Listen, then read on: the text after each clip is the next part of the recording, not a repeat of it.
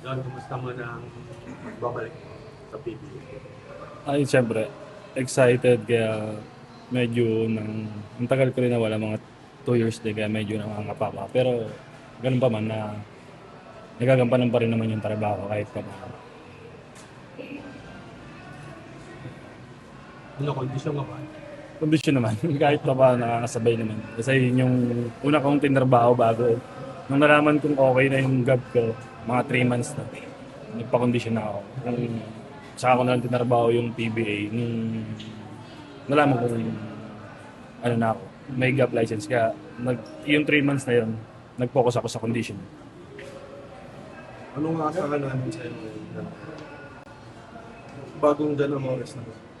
Ayun lang, magtatrabaho lang ako. Kung ano yung pinagawa naman ng mga coaches, tatrabahuin ko lang. Siyempre, mas kailangan natin mag-iingat, ganun, kasi nakatutok lahat sa akin, ganyan. Kasi titikunin, gaganyan. Kung ano yung iiyaan nila sa akin. Nga, kagaya nga, kinausap ako ni Com, na ito yung bawal akong makisali sa mga ganyang gulo. Kasi ito na yung pinaka last chance ko talaga na makapag sa PB. Ano ba yung mga pinagawa sa'yo? Sinasabi mo? Madaming pinagawa sa akin, psychiatry, sports psychology. Nagpunta ako ng medical hospital, din ako nagpa-psychiatry sa sports psychology. Saka mga seminar sa GAB, sa mga outstretch, mga ganun yung sa mga work, mga ethics, mga ganun. Daming pinagawa sa akin ng GAB. Talagang tinrabaho ko siya ng 2 taon. Hindi ko lang basta binigay ng GAB sa ng PBA yung lisensya ko. Pinagtrabahuan ko talaga siya, pinaghirapan ko kaya ako nakuha. John, dun sa 2 years na yun, nawala ko sa basketball, ano siguro yung pinaka-natutunan mo during that time? Ayun nga, sobrang lesson sa akin to kasi talagang kala ko na ako, wala na ako. Talagang nawalan na rin ako ng pag-asa kung makakabalik ba ako sa PBA. Nawalan na rin ako ng pag-asa na kung makakakuha ko pa yung GAB license ko. Yun, kumapit lang ako kay Lord, lumakas yung pananampalataya ko sa Kanya, mas nagtutok ako sa church, ganyan.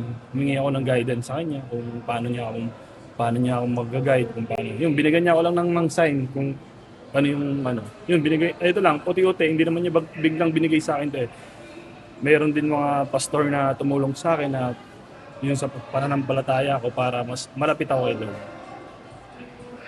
Ano naramdaman mo naman nung unang pumasok? Yung pinasok na sa... Ayun nga, parang wala naman ako, yung rinig lang ng mga tao kasi parang nagwalta ako, nagsigawan, ganyan, kasi yung pagpasok ko.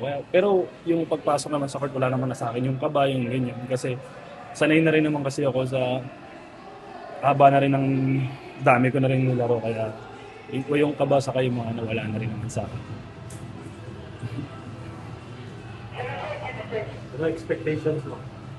Ayun lang, magtatrabaho lang ako and syempre looking forward na kung sino man yung mga makalaban sa amin, mas pagtatrabahuan lang namin ng maayos. Kasi katulad nga ng sinabi ko kanina, kung ano lang ipagawa sa akin ng coach, kung ipasok ako o hindi, magiging ready lang ako lagi. Diyan yung ano lang, yung siyempre hindi mo maalis yung maaaring pang-hekel sa'yo dyan o Mm.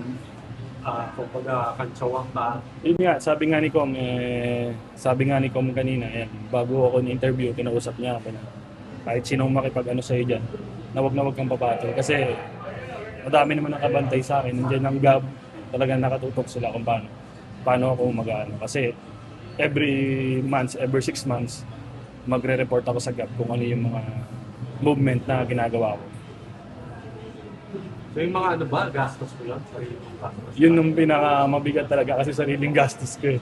Kasi ang ko lang dati, pinang sustento ko lang yung paglalaro ko sa mga guesting, yung mga ligang labas, yun lang talaga yung nag-focus ako. Kasi tapos yung business namin na maliit na business, kaya yun lang. Kaya mabigat kasi ang laki nung binayaran ko sa psychiatrist sa sports psychology.